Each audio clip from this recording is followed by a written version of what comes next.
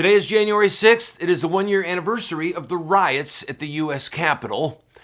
We're going to look not just at the moment of history, but at the underlying issues that are facing us and the question that must be begged. Will the Republic survive? I don't know.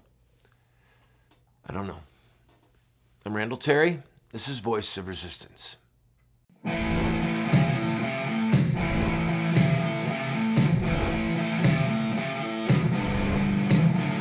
Those who forsake the law praise the wicked.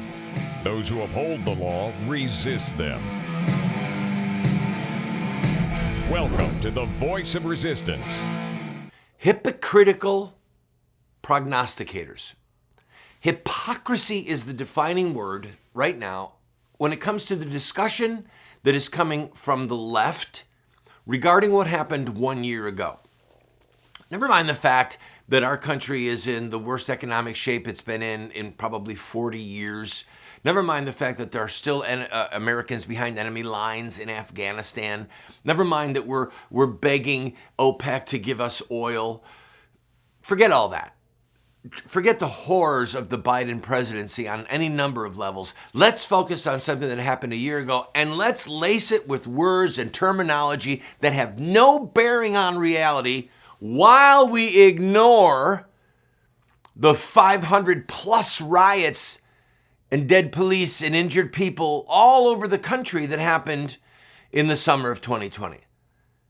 Hypocrisy, vile, despicable hypocrisy, and a misuse of words. What happened on January the 6th was a riot. It was a protest that was peaceful that became violent. Okay? Say it. It was. Call it for what it was. It was not an insurrection. It was not an attempted coup. It was nothing about trying to seize control of power. You have to be deceitful. You have to be a liar, and you have to knowingly lie. So why would they do that? Because they want to browbeat people like me and you into silence, into being sheepish. Well, yeah, I'm sorry that I was a President Trump supporter. I must have been a very bad boy. I promise if I do support President Trump in the future, I won't admit it. And I won't be very vocal about my support. I'm not going to do it. I hope you don't do it. Yes, it was bad. Yes, it got out of control. There are so many issues there, like the fact that Nancy Pelosi, as the Speaker of the House, is the one who controlled the security for the Capitol. She did not order the protection of the Capitol. Just stop and think about that for a minute. What did she have to gain by this happening? We're seeing it right now. Now, was that her motive? I don't know. Maybe not. But I promise you that every single day that the Biden presidency sinks this nation further into the mire, there are Democrats that are so thankful that they always have this to fall back on. January 6th, the Trump supporters tried an insurrection against the integrity of the election. Gives them something to talk about besides what's really important. It gives them something to lie about. So this morning, looking at the news, there's former President Jimmy Carter saying we've got to come together. We've got to come together. There was a horrible insurrection, an attempted insurrection on January the 6th. It wasn't an insurrection, Jimmy. It wasn't an insurrection, and you know it. So guys like him, he's not stupid. Why did somebody like that just agree to use a word that they know is not true? I don't understand it. It has to be malice. Benny's saying we need to come together. Okay, let's do this. Let's come together. I have a plan how we could come together. Listen, we're not going to come together on whether or not we butcher children, whether or not two men or two women can masquerade as a married couple. We're just not going to agree on that. But I actually have a solution how we could agree to at least allow the concept and the practice of a representative republic to work. I'm going to tell you as soon as I come back, please don't go away. You're going to love this.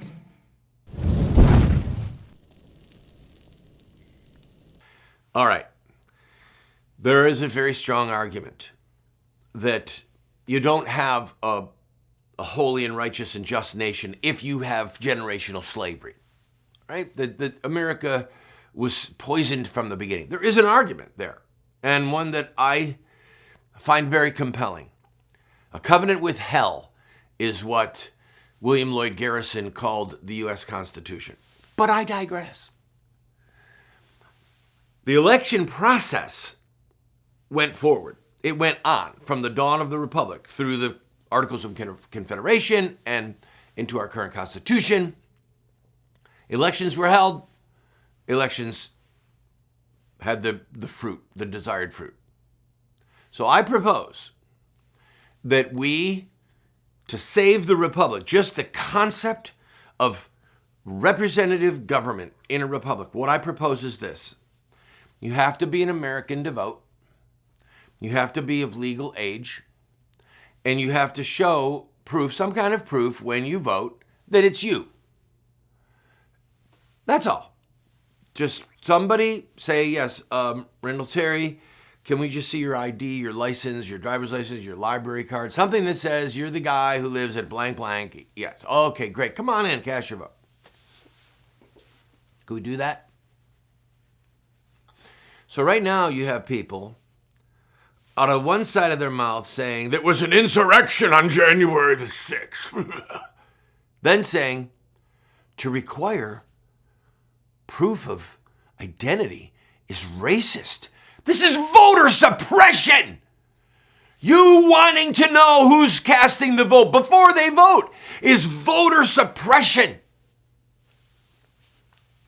So Jimmy, coming back to you, you want to bridge the gap for us? You want to be the peacemaker?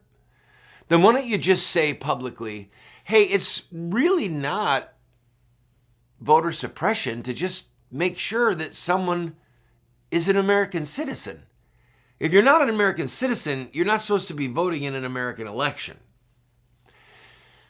The Democrat machinery has paved the way in multiple states for illegal immigrants or legal immigrants who are not citizens to vote illegally. And in many of these situations, there's people that have cast, whether they're citizens or not citizens, who've cast multiple votes. So I've been watching these stories where they talk about President Trump still spouting his lies that the election was stolen. And it's interesting to me the qualifiers that have now begun to emerge in these denunciations of former President Trump. There is little evidence of widespread voter fraud. Excuse me? So take those out. Little means, all right, so there is some evidence of voter fraud that wasn't widespread but really did happen? What are you saying?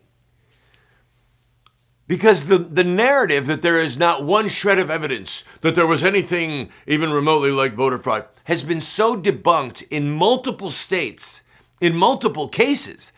Now the question remains, and will probably never be answered, at least we'll never know if the answer we got was true. The question remains is, was the voter fraud that happened, because we all know that it did, right? We all know some voter fraud happened. Was it 3? Was it 33? Was it 333,000 votes? I don't know. We may never know. And so we don't know if that voter fraud cost Georgia. We don't know. We may never know. We don't know if it cost Arizona. But here's what we do know. That the Democrats want to keep any semblance of voter integrity out. The Republicans are not the ones who historically steal elections. It's the Democrat machines. Look at the cities where there is alleged voter fraud. Every single one of them is controlled by Democrats. I mean, this goes to Chicago with how many times can a dead guy vote? It was all under Democrats. So there was voter fraud. Was it enough to steal the election? I don't know. I just don't know. I've gone back and forth on it. I just don't know. But here's what I know. When a guy blew up a bus in Nashville while he was in it, there were 150 FBI agents on the ground. When there was allegations in various cities of voter fraud, I don't remember any FBI agents being on the ground. The FBI knows how to investigate.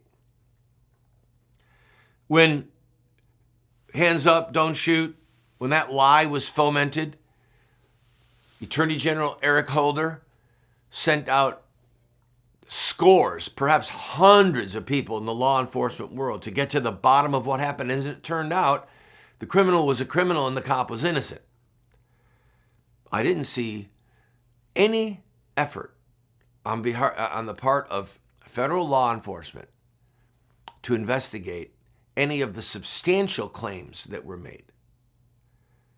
So a guy like me who wants to believe that the integrity of our election is secure, how does that impact me? It makes me think, how could we possibly know? I'm going to take a break. When we come back, 3 retired generals, they had to weigh in too about their fears of a coup d'etat in 2024. Coming from the military, no less. I'll be right back. Welcome back, friend. 3 retired generals, 2 major generals and 1 brigadier general, released this op-ed piece. And it would make you laugh. In the communist world, before soldiers are given guns, like in Mao Zedong, the Little Red Book, before they're given guns, they're given political instruction. In America, it's the exact opposite. Soldiers are basically said, just be quiet about your politics, follow orders. Now, it's an interesting dichotomy between the two, because our republic is based upon political theory of freedom and representative government that is critical. We're not, Nazi Germany. I was just following the orders. That's not who we are.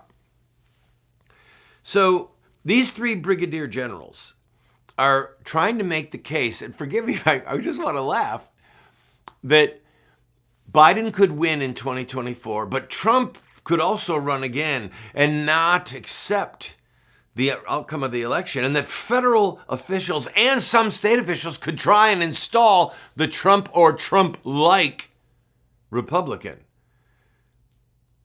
And I'm not kidding. This is what they're saying. What mechanism would they use? Then he talks about how in Oklahoma, Biden, the head of the National Guard there, said, I'm not requiring the soldiers to get the jab, to get the vaccine. Because as long as they're not called up, the commander-in-chief of the state National Guard is our governor. And the governor of the state of Oklahoma is refusing to require that people in the National Guard get the jab. So these generals are saying, look, that's the stuff that coups are made of.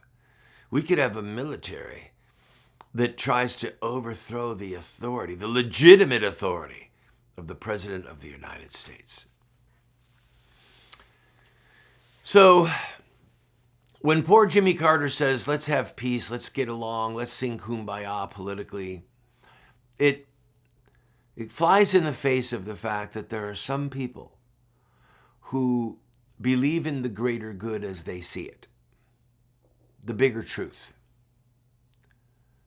I come all the way back to the Russian hoax, where for 3 years we heard that President Trump colluded with Russia. It was a lie from the very beginning. There was no collusion at any level at any point, and they knew it was a lie. Adam Schiff knew it was a lie. He's a despicable, godless human being. He's a servant of evil, a servant of Satan, I dare say. We'll wait for the day of judgment to see if that moniker is correct. So, yeah, Jesus said Satan was the father of lies. And that's what Adam Schiff has done. He's been the servant of the father of lies, incessantly. I digress. So we have these people that are fomenting lies, and they know it's a lie, but why do they do it? Well, for the greater truth. The greater truth is we got to get rid of Trump. Trump supporters are racists. We've got to have baby killing continue unabated. We have to have the homosexual agenda continue unabated. We have to have communism, socialism unabated. We have to have the Green New Deal brought in. We have to suppress and get rid of fossil fuels. All of these things are the greater truth for which they are fighting in their mind. So for them to call President Trump a racist, or those of us who support him racist, or to say that the January 6th was an attempt to overthrow the U.S. government, it's all a lie. I've got to take a break. Please don't go away.